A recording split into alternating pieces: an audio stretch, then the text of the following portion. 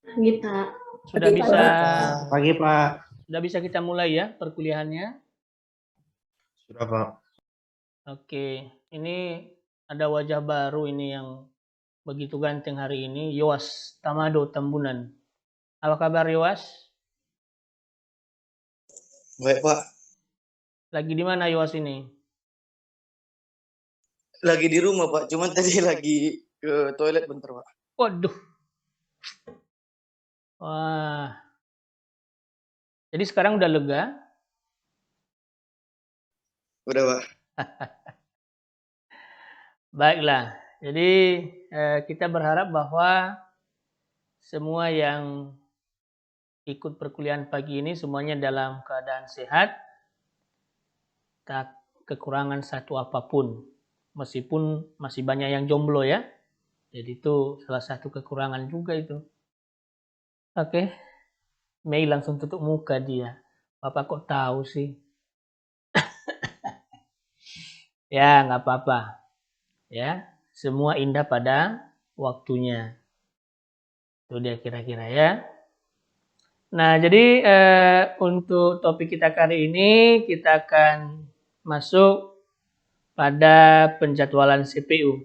Sebelumnya materi ini tadi saya sudah share di dalam Google Classroom dan mudah-mudahan itu sudah diakses, kemudian sudah di-download dan sudah dipelajari sehingga perkuliahan kita pada pagi hari ini jauh lebih mudah, jauh lebih lancar. Kira-kira seperti itu. Nah, ini saya akan sharekan materinya. Topiknya adalah penjadwalan CPU. Oke. Nah, ini masih ada kaitannya atau masih terkait dengan topik sebelumnya. Saya ingin tanya dulu kepada Julpiandri Tarigan. Topik sebelumnya kita membahas tentang apa? Julpiandri Tarigan, topik sebelumnya kita membahas tentang apa?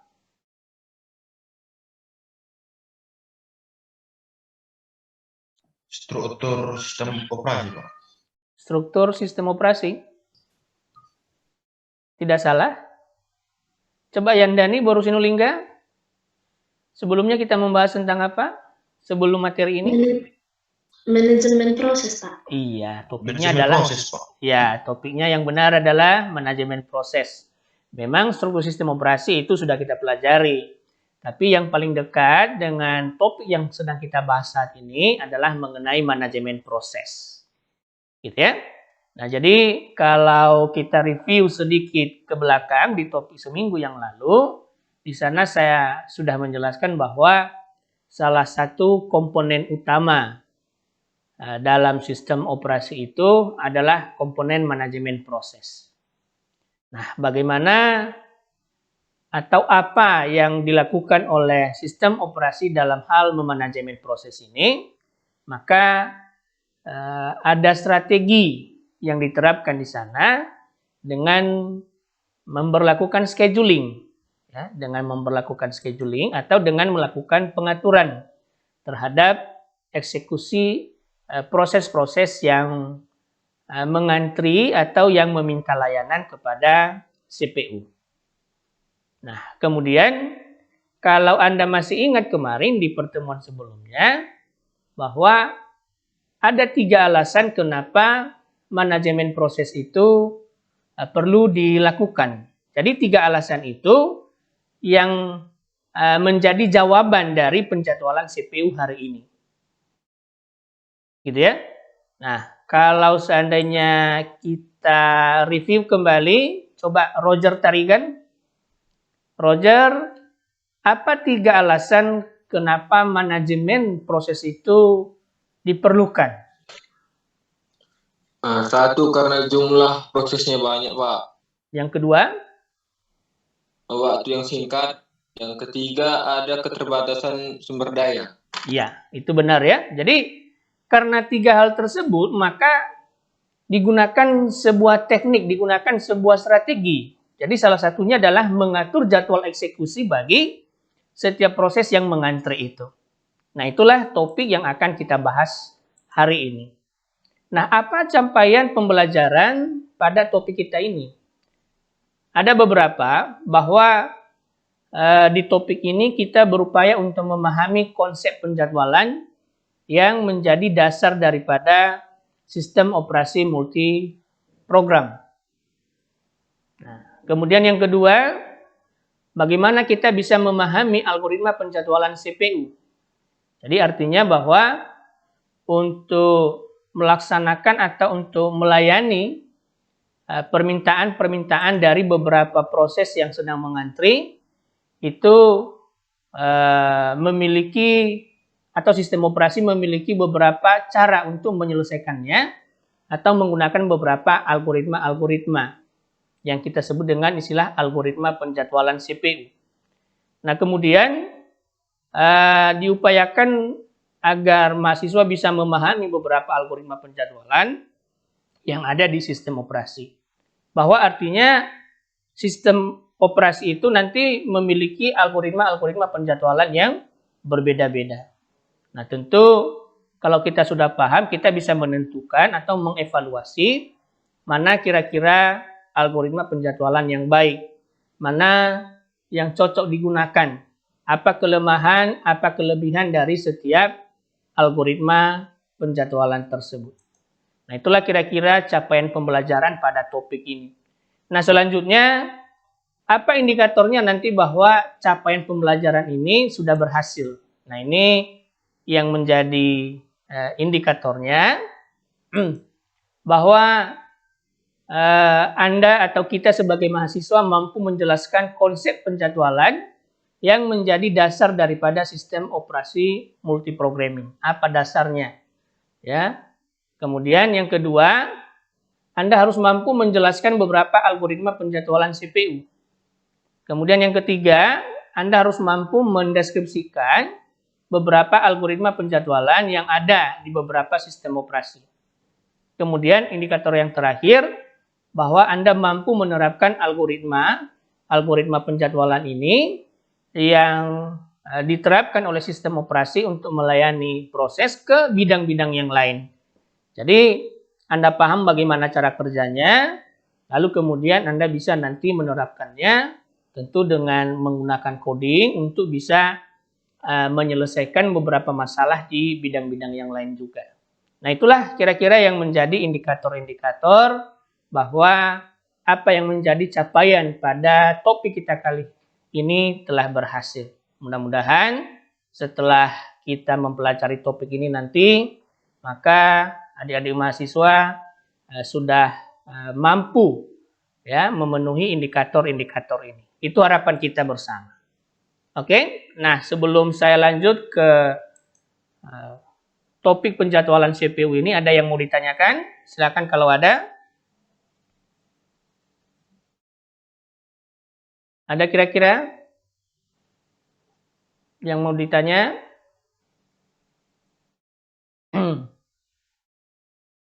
Halo, ada yang mau ditanyakan?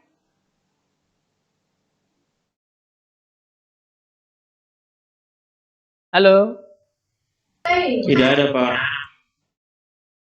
Oke.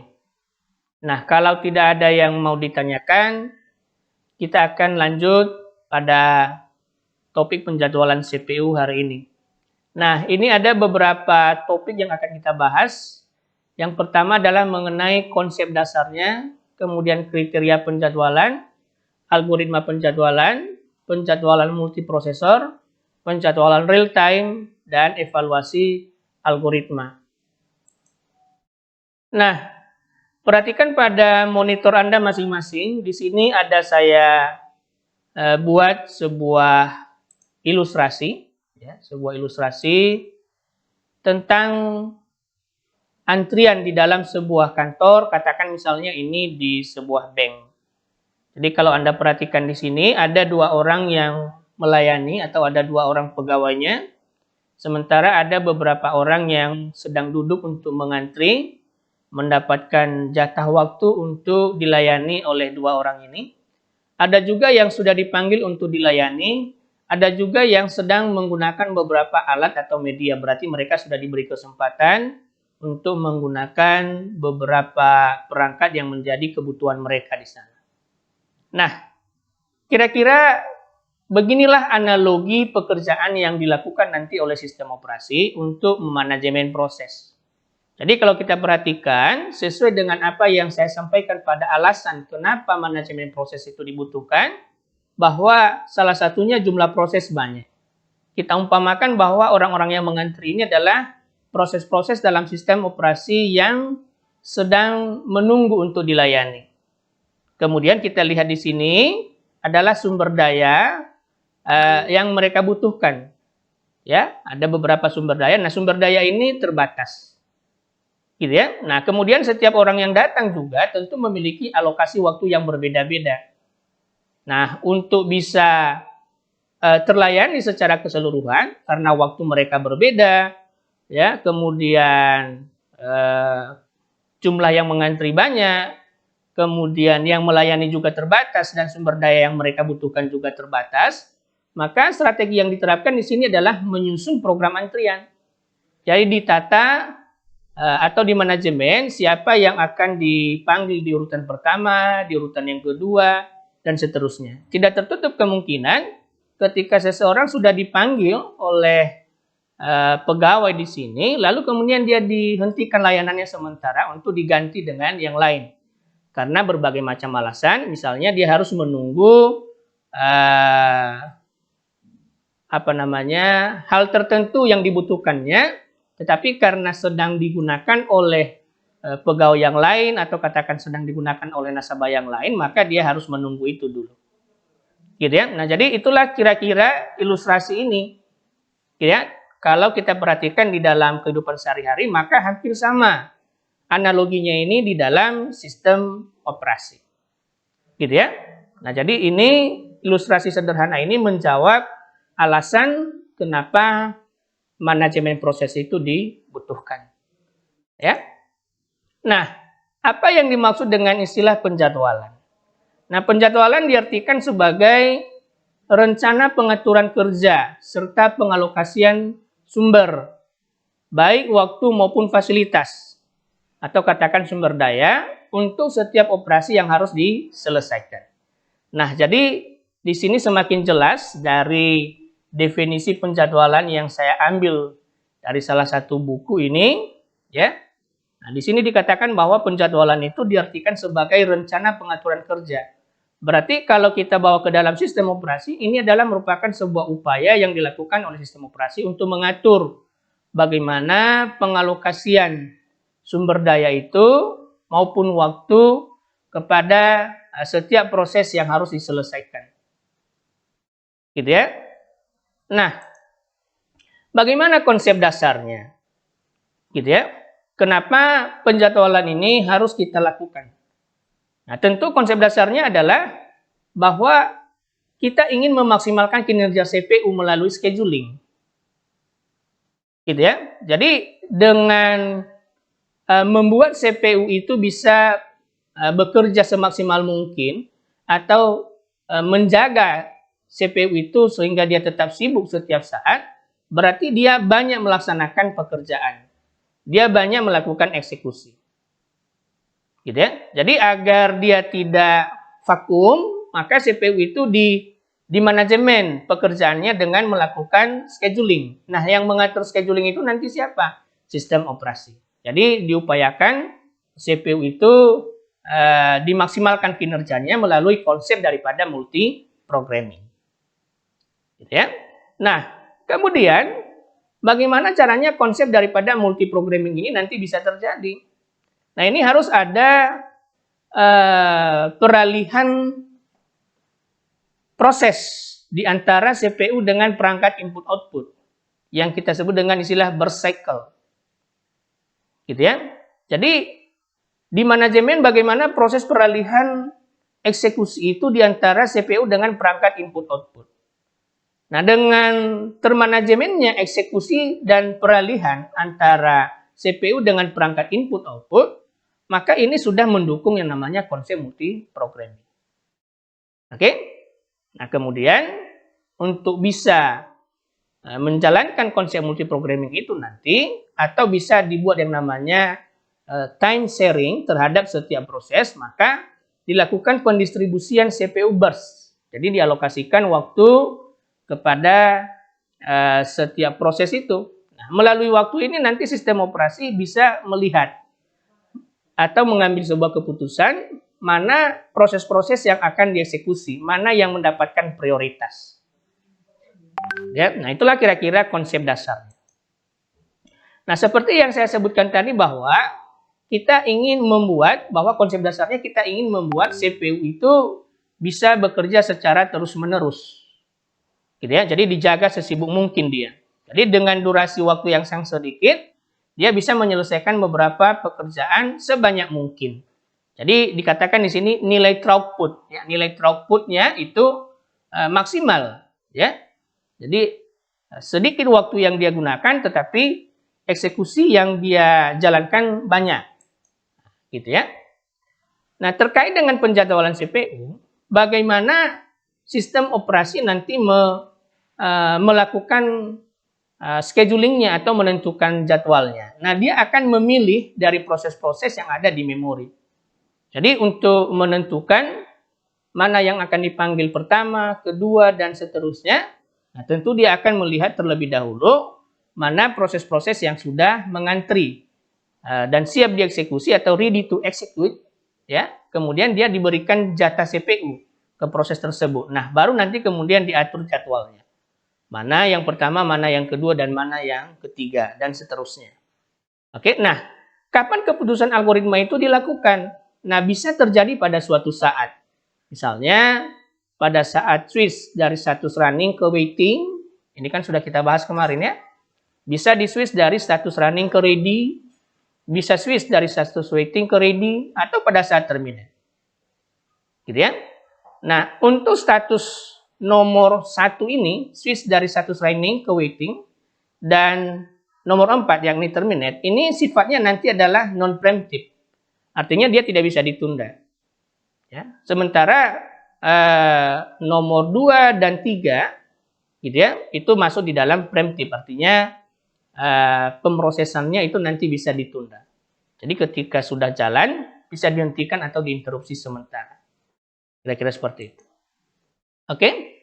Nah, ada beberapa tipe penjadwalan. Ya. Ada beberapa tipe penjadwalan, ada yang tipenya preemptive. Ada juga yang tipenya non-preemptive. Jadi kalau tipenya preemptive ini, berarti ini bisa diinterupsi, bisa dihentikan sementara. Gitu ya. Nah, jadi kalau dia yang non-preemptive berarti sebaliknya. Ini sebuah proses kalau sudah dijalankan, maka tidak bisa diinterupsi, wajib selesai. Ya, wajib selesai. Oke, jadi misalnya seperti penjadwalan untuk switch dari running ke waiting atau ke terminate itu sifatnya non-preemptive. Ya, sementara kalau misalnya dari running ke ready itu sifatnya adalah preemptive. Oke. Nah, siapakah yang mengatur penjadwalan ini?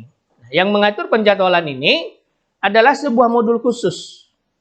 Ya, ada sebuah modul khusus namanya adalah dispatcher. Jadi dispatcher ini nanti akan mengatur, ya, kemudian mengontrol pemberian jadwal ya, kepada proses yang dipilih, gitu ya. Jadi dia bisa memberikan atau mengatur jadwal itu ya, dengan menggunakan konsep daripada switching context atau melakukan pada saat switching ke user mode atau melompat ke lokasi yang ditepat dari user program untuk memulai kembali program. Nah, diupayakan pada saat terjadi switching ini nanti atau peralihan-peralihan semacam ini, diupayakan bahwa dispatch latensinya itu kecil. Jangan sampai ada waktu yang terbuang. Berarti kalau ada waktu yang terbuang, berarti kan ada CPU idle atau idle time. Ya kan? Nah, jadi ada ada waktu yang terbuang. Jadi diupayakan jangan sampai ada waktu yang terbuang. Nah, kemudian ketika sebuah proses misalnya di switching ya, atau dialihkan dia, maka lamanya proses yang sudah dijalankan itu disebut dengan istilah proses yang lama. Kita save, ya, di save oleh sistem operasi, dihitung dia, di summary sudah berapa lama dia dijalankan. Nah, ketika dia mendapatkan kesempatan kembali untuk dieksekusi, maka dia dianggap sebagai sebuah proses yang baru dan direstore. Kalau direstore berarti kan dia dilanjutkan kembali, sisa yang belum diselesaikan itu yang dilanjutkan. Jadi contoh kalau misalnya ada sebuah proses, katakan P1 kita namai dia, lama waktu eksekusinya atau burst time-nya itu adalah 10 detik, katakan seperti itu. Nah, karena di switch atau katakan dialihkan dia, ya, dialihkan dengan proses yang lain, berarti kan dia dihentikan. Katakan sudah dikerjakan progresnya sebanyak 4 detik. Berarti sisanya 6 detik lagi. Nah, yang 4 ini di-save. Di-save, lalu kemudian untuk melanjutkannya kembali nanti, ya, untuk melanjutkannya nanti kembali, itu di-restore. Nah, sisanya itu dihitung. Berarti 10 dikurang 4, sisanya adalah 6. Nah, ketika di-restore, maka sisanya yang 6 ini nanti yang akan dilanjutkan. Tidak dimulai lagi dari awal. Gitu ya. Nah, dengan menggunakan konsep-konsep seperti ini, maka akan mempercepat proses eksekusi, proses, ya, di dalam sebuah sistem komputer. Nah, ada beberapa kriteria-kriteria daripada penjadwalan. Nah, apa saja kriterianya? Yang pertama adalah menjaga utilisasi CPU. Jadi artinya dalam hal ini, sistem operasi menjadikan CPU itu terus-menerus sibuk. Nah, kemudian kriteria berikutnya adalah throughput. Nah, throughput itu apa? Yakni jumlah proses yang selesai dijalankan per satuan waktu. Kemudian berikutnya adalah turnaround time. Ya, turnaround time itu adalah waktu eksekusi untuk sebuah proses mulai dari dia disubmit sampai dia selesai. Nah, kemudian berikutnya ada waiting time, yakni waktu tunggu yang dialami oleh sebuah proses ketika berada di dalam antrian. Berapa lama dia menunggu sampai dia mendapatkan respon untuk dieksekusi. Nah, kemudian berikutnya adalah response time. Ini adalah waktu interaktif. Ya, waktu interaktif yang dibutuhkan oleh sebuah proses sampai nanti dia selesai dieksekusi. Nah, tentu kriteria-kriteria ini harus dioptimalisasi, dioptimalkan dia. Nah, bagaimana cara mengoptimalkan? Tentu ada yang dimaksimalkan, ada yang diminimumkan. Jadi kalau tadi misalnya utilisasi CPU, ya, cara mengoptimalkannya adalah kita maksimumkan, berarti menjaga CPU itu sesibuk mungkin. Oke, lalu kemudian memaksimumkan nilai throughput, ya, kemudian meminimumkan nilai turnaround time, meminimumkan waiting time, dan meminimumkan response time. Nah, inilah yang menjadi kriteria penjadwalan atau boleh kita katakan menjadi sebuah ukuran. Ya, menjadi sebuah ukuran, dikatakan bahwa penjadwalan itu baik, maksimal, atau dikatakan dia optimal. Nah, ada beberapa jenis-jenis algoritma penjadwalan yang dimiliki oleh sistem operasi. Ada FCFS, ada LCFS, ada priority, ada SCF yang terbagi dalam 2 skema, ada non-preemptive dan ada preemptive. Ada algoritma round robin, ada multi-level queuing, ada multi-level feedback queuing. Gitu ya. Nah, kita bahas dulu satu persatu. Kita masuk ke algoritma FCFS. Nah, algoritma FCFS adalah algoritma yang memberikan layanan berdasarkan urutan kedatangan proses.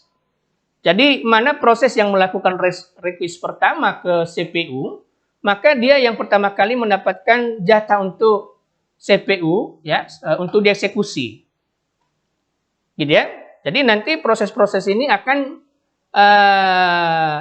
berada di dalam antrian atau berada di dalam posisi ready queue. Gitu ya. Nah, algoritma ini juga sering dikatakan dengan istilah algoritma FIFO atau first in, first out, dan sifatnya adalah non-preemptive.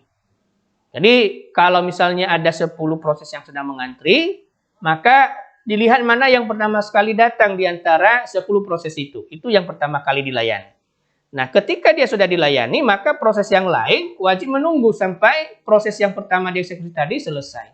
Begitu juga yang lainnya. Kalau misalnya nanti dia sudah selesai yang pertama tadi, yang kedua masuk, yang ketiga tidak boleh melakukan interupsi. Wajib selesai. Ya, wajib dia menunggu sampai yang kedua tadi selesai. Nah, tentu kalau memang kita perhatikan ini adalah penjadwalan yang adil. Adilnya adalah bahwa dieksekusi berdasarkan urutan kedatangan. Adil memang. Tetapi timbul masalah baru. Masalahnya adalah waiting time-nya terlalu lama. Ya, karena setiap proses kan memiliki alokasi waktu yang berbeda-beda. Nah, bagaimana jika ada di antara proses-proses yang mengantri itu nilai burst time-nya kecil, sementara yang berada di depannya itu memiliki nilai burst time yang besar. Nah, ini tentu akan membuat konvoy efek. Apa itu konvoy efek? Mengantrinya proses-proses kecil di antara proses-proses yang besar. Nah, ini menjadi sebuah masalah, ya. Ini akan menjadi sebuah masalah. Tentu ini kurang baik, ya. Tidak optimal dia nantinya. Jadi, kalau FCFS ini dikatakan tidak cocok untuk time sharing system. Ya, karena dia lebih cocok digunakan pada sistem operasi yang orientasinya adalah batch job atau melakukan eksekusi secara single processing gitu. Jadi kalau misalnya program itu dijalankan di dalam sebuah sistem, memang dia terima tetapi ditumpuk di dalam antrian, lalu kemudian dipanggil satu-satu untuk dieksekusi. Jadi ini tidak cocok untuk sistem time sharing, gitu ya. Nah, kita lihat contohnya. Ya, kita lihat contohnya. Katakan seperti ini, ada 3 proses ini. Ada 3 proses, ada P1, ada P2, ada P3. Proses 1, proses 2, proses 3 itu maksudnya. Ya. Nah, setiap proses memiliki alokasi waktu yang diberikan oleh CPU. Kita sebut itu dengan istilah burst time. Nah, burst time untuk P1 itu nilainya 24. Ya. Burst time untuk P2 nilainya adalah 3. Burst time untuk P3 nilainya adalah 3. Gitu ya. Nah, lalu berapa rata-rata waktu tunggu untuk keseluruhan proses ini sampai mereka selesai dieksekusi? Nah, tentu ada cara untuk menghitungnya. Pertama, kita membutuhkan tools atau alat bantu. Alat bantunya adalah grafik atau disebut dengan istilah Gantt chart. Grafik proses. Gitu ya. Jadi ini namanya adalah Gantt chart. Gantt chart ya. Oke. Nah, katakan tadi kan P1 ya, karena dia pertama sekali datang dan nilainya 24, dia dieksekusi pada detik yang ke-0.